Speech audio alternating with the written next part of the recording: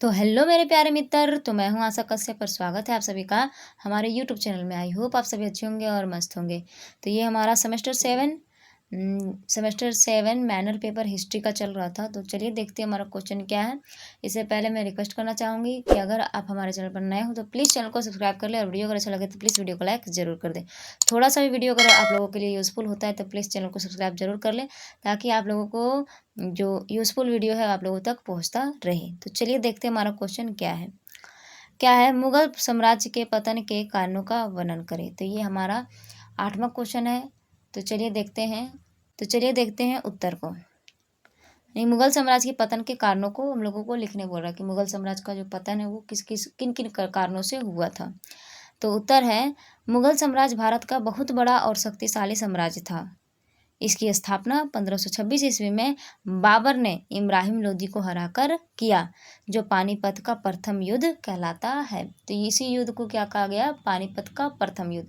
तो क्वेश्चन ऐसे पूछा जाता है कि पानीपत का जो प्रथम युद्ध है ये किन के बीच हुआ था और कब हुआ था। तो किन के बीच हुआ था? तो बाबर और इब्राहिम लोदी के बीच हुआ था। ये 1526 ईस्वी में हुआ था। आगे है, अकबर, जहांगीर और शाहजहां के समय यह साम्राज्य बहुत मजबूत था, लेकिन औरंगजेब की मृत्यु के बाद मुगल साम्राज्य धीरे धीरे कमजोर होने लगा। अंत में अंग्रेजों ने इसे पूरी तरह समाप्त कर दिया। मुगल साम्राज्य के पतन के कई कारण थे। तो कौन कौन से कारण थे, चलिए एक करके हम लोग जानेंगे। तो मुगल साम्राज्य के पतन के निम्न कारण थे। तो पहला कारण था औरंगजेब की धार्मिक नीति।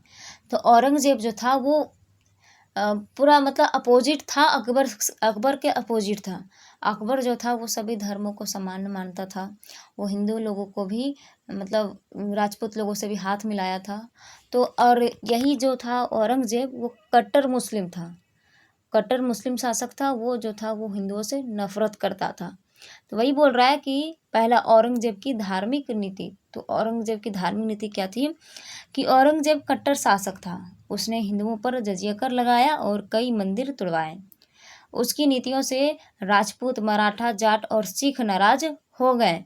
इससे लोगों का मुगलों पर विश्वास कम हो गया और साम्राज्य धीरे धीरे क्या हो गया? तो कमजोर होने लगा। आगे है दूसरा, उत्तराधिकारी के युद्ध, यानी कि उत्तराधिकारी के लिए युद्ध क्या है? मुगलों में राजा बनने का कोई निश्चित नियम नहीं था। बादशाह की मृत्यु के बाद उसके पुत्र आपस में लड़ते थे। इन युद्धों में बहुत धन और सैनिक नष्ट होते थे। इससे साम्राज्य की शक्ति कम होती गई, यानी पैसा वगैरह खर्च होता था, जिससे क्या हुआ? साम्राज्य की जो शक्ति थी वो कम होती गई। तीसरा है कमजोर शासक। तो क्या है? औरंगजेब के बाद जो शासक आए वे योग्य नहीं थे। वे शासन को सही से नहीं चला सके। वे आराम और विलासिता में अधिक समय बिताते थे।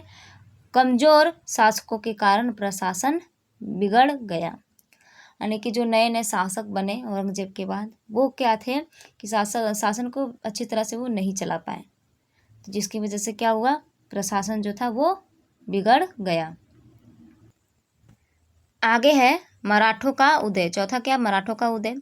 छत्रपति शिवाजी महाराज ने मराठा को मजबूत बनाया। मराठा को मजबूत बनाया। मराठों ने मुगलों के खिलाफ संघर्ष किया और कई क्षेत्रों पर कब्जा कर लिया। इससे मुगल साम्राज्य की शक्ति कम हो गई। आगे है पांचवा, प्रांतों का स्वतंत्र होना। तो प्रांतों का स्वतंत्र होना मतलब क्या है कि मुगल साम्राज्य कमजोर होने पर कई सूबेदार स्वतंत्र हो गए। बंगाल, अवध और हैदराबाद जैसे प्रांतों ने मुगलों की बात माननी बंद कर दी। इससे मुगलों का आय कम हो गया। आगे छठा, आर्थिक कमजोर, यानी कि आर्थिक कमजोरी आ गई। आगे क्या है? इसमें क्या है? लगातार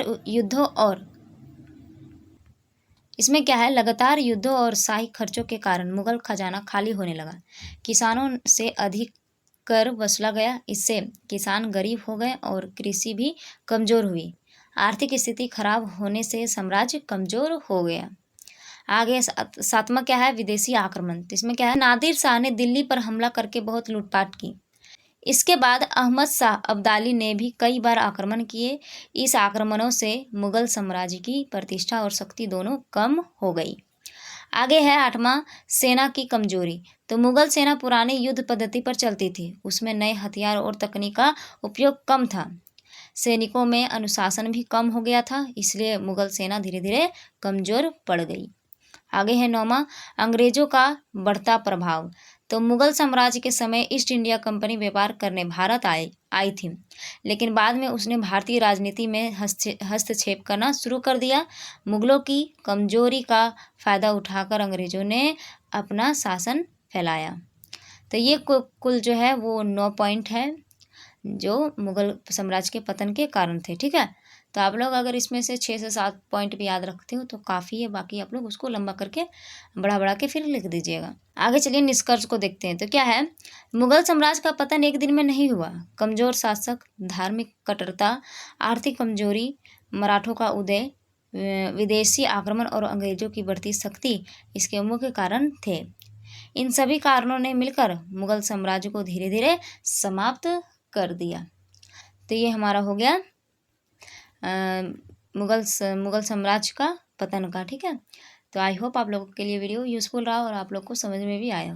तो चलिए मिलते हैं नेक्स्ट वीडियो में। अभी के लिए इतना ही। वीडियो अगर अच्छा लगा तो प्लीज़ वीडियो को लाइक कर दें और चैनल को सब्सक्राइब जरूर कर दें। तो आप लोगों का